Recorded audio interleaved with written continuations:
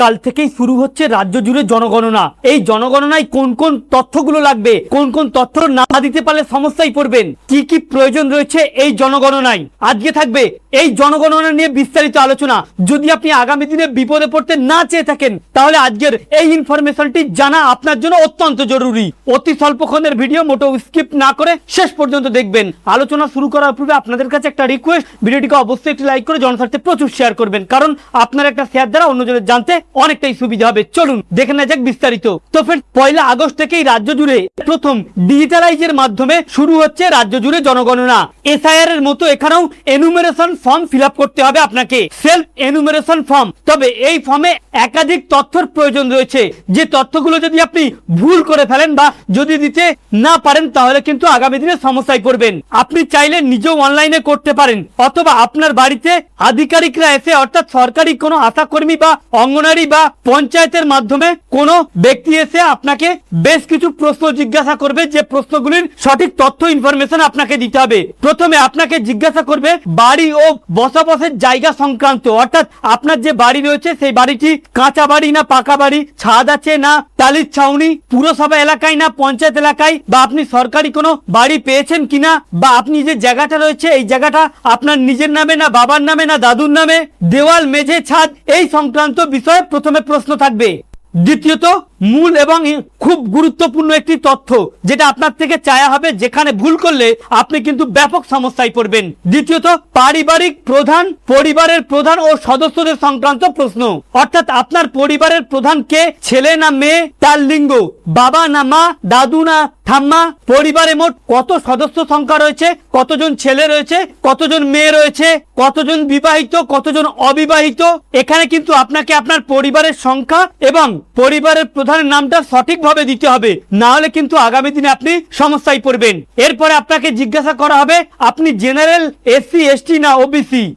তৃতীয় নম্বর ধারায় আপনাকে আপনার মৌলিক সুযোগ সুবিধা এবং স্বাস্থ্য বিধি সম্পর্কিত বিষয়ে প্রশ্ন করবে। প্রথমে পানীয় জল, জলের মূল উৎস কি, আপনার নিজস্ব টিউবওয়েল থেকে জল আনেন না সরকারি, না আপনার বাড়িতে সাবমার্সাল রয়েছে না কুয়ো রয়েছে। এরপরে আলোর উৎস, আপনার বাড়িতে ইলেকট্রিক বিদ্যুৎ রয়েছে কিনা বা মিটার রয়েছে কিনা, সেটা ডিজিটাল মিটার না অ্যানালগ মিটার, স্মার্ট মিটার না সৌর বিদ্যুৎ রয়েছে না ব্যাটারি রয়েছে বা ইনভার্টার রয়েছে কিনা। প্রশ্ন করা হবে শৌচাগার এবং স্নান নিয়ে, আপনি কি, আপনার কি বাড়িতে সেপটিক টয়লেট রয়েছে না কুয়ো টয়লেট, না আপনি বাগানে বা জলাশয়ে এখনো পর্যন্ত বাথরুম করে, বা আপনি পুকুরে স্নান করেন না আপনার বাড়িতে স্নানগার রয়েছে না। এরপরে আপনাকে প্রশ্ন করা হবে রান্নার ব্যাপারে, আপনি জ্বালানি কাঠ কয়লা এগুলো ব্যবহার করেন না গ্যাস বা ইলেকট্রিক ইন্ডাকশন ইউজ করেন, আপনার বাড়িতে সিএনজি কানেকশন রয়েছে না এলপিজি কানেকশন রয়েছে।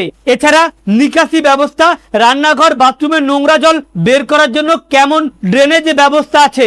এগুলো প্রশ্ন শেষ হওয়ার পরই আপনাকে জিজ্ঞাসা করা হবে পরিবারের সম্পদ এবং গেজেট, আপনার টোটাল সম্পত্তি কত রয়েছে, বা আপনার বাড়িতে টিভি, মোবাইল, ক্যামেরা, কম্পিউটার এসব রয়েছে কিনা, ইন্টারনেট ফোন রয়েছে না উইদাউট ইন্টারনেট ফোন রয়েছে, যানবাহন আপনার সাইকেল, বাইক, স্কুটার, 4 চাকা এগুলো রয়েছে কিনা, যদি থাকে সেগুলি কতজন সদস্য রয়েছে বা কার কার রয়েছে।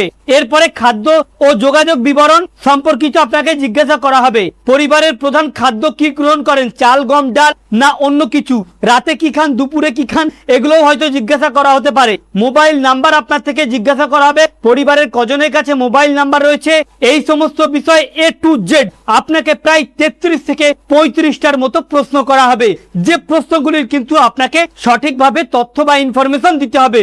যেগুলো ডকুমেন্টারি সেগুলো আপনি ডকুমেন্ট দেখেই দেবেন, যেমন পরিবারের সদস্য বা পরিবারের প্রধানের নাম বা তাদের মোবাইল নাম্বার, বা আরো যেগুলো যদি জন্ম তারিখ জানতে চেয়ে থাকে, এগুলো টোটালটাই কিন্তু আপনি আপনার যে ডকুমেন্ট রয়েছে সেই ডকুমেন্ট দিয়ে দেবেন।